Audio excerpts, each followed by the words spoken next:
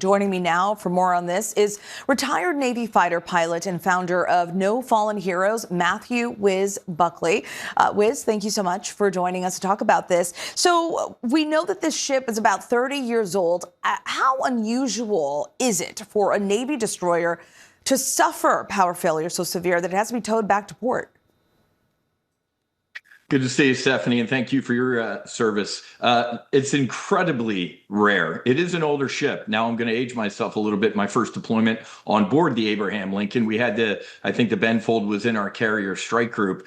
A massive engineering casualty of this nature I haven't heard of in over 3 decades of my naval experience and knowing about these subjects. So it's incredibly rare to lose what we affectionately call our hotel services, potable water, plumbing, refrigeration, all of those things. So this is pretty bad on the Navy. I'm going to wait until the investigation comes out to see what's going on. But I guarantee you behind the scenes, they're debriefing and figuring out what happened so this can't happen again. Many after-action reviews taking place right now, I'm sure. And as you know, the military likes to keep information close to the vest. But why do you think it's taken so long for the public to find out what these sailors were dealing with on this ship?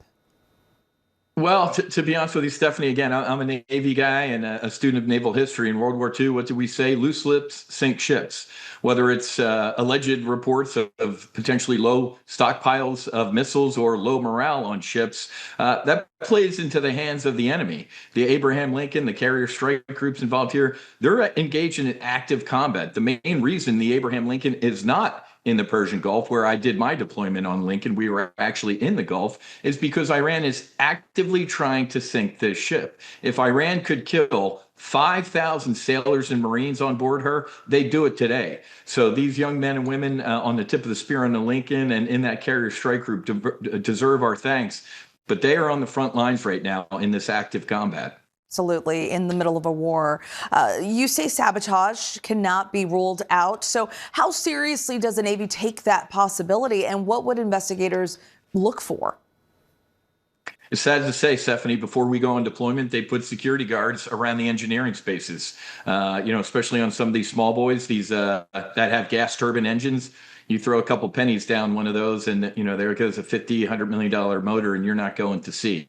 So I'm not calling this sabotage, but low morale and some other things going on board some of these ships. I don't rule anything out, but that's why we're going to have to wait for the Navy to detail this report. But as you said, the AARs, the debriefs are flying around, and I guarantee you the Commander-in-Chief Pacific Fleet is trying to figure out exactly what happened so this doesn't happen on any of our other ships as they're going into active combat. Exactly, trying to resolve the issues there. As you know, prolonged deployments affect the crew and the ship's readiness, but thankfully no one was injured during this process.